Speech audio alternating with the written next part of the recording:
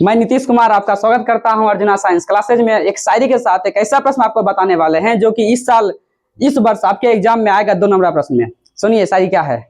राहें जहां तक जाती है राहगीर वहां तक जाएगा, तुम दरिया से क्या पूछ रहे नीर कहां तक जाएगा। अरे खींच धनु की डोर निशाना साधो अपने मंजिल पर, बाकी बाद हम देखेंगे तीर कहां तक जाएगा, तीर कहां तक जाएगा। चलिए, इस टॉपिक का नाम है यूक्लिड विभाजन प्रमेय का। इससे हर साल एक 2 नंबर पूछा जाता है। इसे हल करते हैं। देखिएगा, यूक्लिड विभाजन प्रमेय का होता क्या फॉर्मूला है, वो होता है ए बराबर बी क्यू प्लस आर।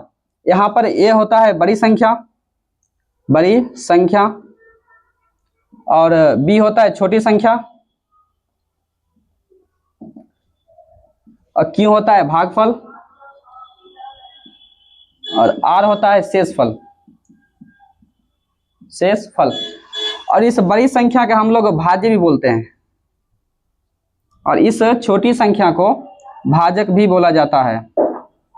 और यहां से एक फॉर्मूला निकलता है भाज्य बराबर भाजक गुना भागफल प्लस शेषफल। और इस भाज्य को हम लोग px भी लिख सकते हैं और इसे gx, इसे qx, इसे rx लिखा जा सकता है। ये जो टॉपिक का नाम है यह है यूक्लिड विभाजन प्रमेय का। तो यहाँ जो फॉर्मूला है ये इसका यूज करके हम लोग एक एचसीएफ निकालते हैं और इतना करने के बाद 2 नंबर हमें मिल जाता है। तो चलिए एक प्रश्न लेते हैं और इसे बनाना सीखते हैं कैसे बनाया जाता है। चलिए देखते हैं इस प्रश्न को, जो कि यहाँ पे लिखा हुआ है 135 और 255 का एचसीएफ निकालना है। सेम इसी प्रकार आपके एग्जाम में पूछा जाएगा। कैसे बनाएंगे देखिएगा। यहाँ पे है क्या प्रश्न कि 135 और 255। इसमें पहले हम लोग को देखना पड़ता है कौन बड़ी संख्या है कौन छोटी संख्या है। तो हम बताए थे कि ए होता है बड़ी संख्या, उसी प्रकार बी होता है छोटी संख्या। तो अर्थात यहाँ पे ए क्या होगा, 135 और 255 में बड़ी यही है, यानी कि यहाँ पे ए होगा 255, बी होगा 135। अब यहाँ लिखेंगे यूक्लिड विभाजन प्रमेय से, यूक्लिड विभाजन प्रमेय या प्रमेयिका से, और वो होता है ए बराबर बी क्यू प्लस आर। और यहाँ ये जो आर है, आर जब तक 0 नहीं आ जाए, यानी कि 0 के बराबर नहीं आ जाए, तब तक ये जो होता है बी एचसीएफ नहीं कहलाता है। ऐसा आपके एग्जाम में ऑब्जेक्टिव भी पूछ सकता है। यदि ए बराबर बी क्यू प्लस आर दिया हुआ, जहां आर बराबर 0 है, तो बताइए इसमें से कौन सा एचसीएफ कहलाता है। तो वो होता है बी, यानी कि क्यू के जो गुणांक होता है बी, वही होता है इसका एचसीएफ, अर्थात बी ही आंसर होता है एचसीएफ का। अब इस प्रश्न कैसे बनाया जाएगा, रियल एग्जाम में कैसे बनाएंगे, यहाँ लिखेंगे पहले रफ कार्य जो हमको करना पड़ेगा। कॉपी आपका इतना ही बड़ा रहेगा तो उसमें ऐसे लिख करके लिखना पड़ेगा। यहाँ पर देखिए 135 जो बचपन में हम बनाते थे भाग विधि से एचसीएफ, उसी प्रकार करेंगे और यहाँ पर लिखेंगे क्या है, यहाँ पे 135, इसको भाग देना होगा 255 में। देखिए कितना बार लगेगा, अगर हम 2 लगाते तो लगभग 270 आएगा, जो कि लगेगा नहीं, उससे यानी कि एक बार लगेगा कम, एक बार में 135 लगेगा। इसे लगाइए, घटेगा 0, ये घटेगा तो आएगा 2 और ये घटेगा तो आएगा 1। इसका शेषफल आ गया 120। अर्थात देखिए यहाँ वाला जो होता है ना, जो भाज्य होता है एकरा बोलते हैं ए, ये होता है ए, और ये जो भाजक होता है ये होता है बी, और यहाँ जो भागफल आता है इसको बोलते हैं क्यू, और यहाँ जो शेषफल आता है एकरा बोलते हैं आर। इसका मान उठा करके बस यहाँ पे रखना है। देखिए यहाँ पर ए कितना है, ए है 255 बराबर बी है यहाँ पर 135। कितना से गुना करे कि या तो 255 आ जाए या तो इससे कम आ जाए, तो 1 से गुना करिए 135 आएगा और 135 इसमें घटाइए वो आएगा 120।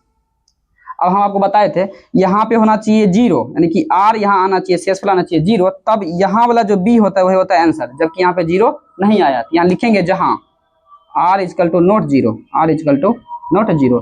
फिर से देखिएगा यहाँ वाला जो बी होता है वो हो जाता है ए, अब यानी कि ये यहाँ चलाता है, यानी कि 135 बराबर ये जो शेषफल होता है वो यहाँ चलाता है बी की जगह पे, यानी कि हो जाएगा अब 120 यहाँ पर। अब 120 में कितने से गुना करें कि 135 आ जाए। यहाँ से हम आगे वहाँ पर भी हल कर सकते हैं। देखिए क्या होता है, यहाँ से घेरते हैं, यहाँ पर से ऐसे घेरेंगे, अब यहाँ वाला इसके बीच में चलाता है ना 135, ये एक ही बार में लगेगा क्योंकि 2 बार में लगभग 240 आएगा, जो कि इसमें लगेगा नहीं, तो एक ही लगेगा और 120 बार लगाइए और घटाइए, इसको आएगा 5, घटेगा 1 और ये कट जाएगा, यानी कि यहाँ वाला इस बार हो गया ए और इस बार ये हो गया बी और ये हो गया क्यू और ये हो गया आर, यानी कि शेषफल। अब देखिए यहाँ लिखते हैं ए कितना यहाँ था 135 और इसका बी कितना आया है 120। अब बताइए 120 में 1 से गुना किए तो शेषफल कितना आया, इसका शेषफल आया घटने के बाद 15, यहाँ जाएगा 15। अब बताइए क्या ये आया 0, नहीं आया, अभी भी नहीं आया, लिखेंगे जहाँ r is equal to not zero, r is equal to not zero.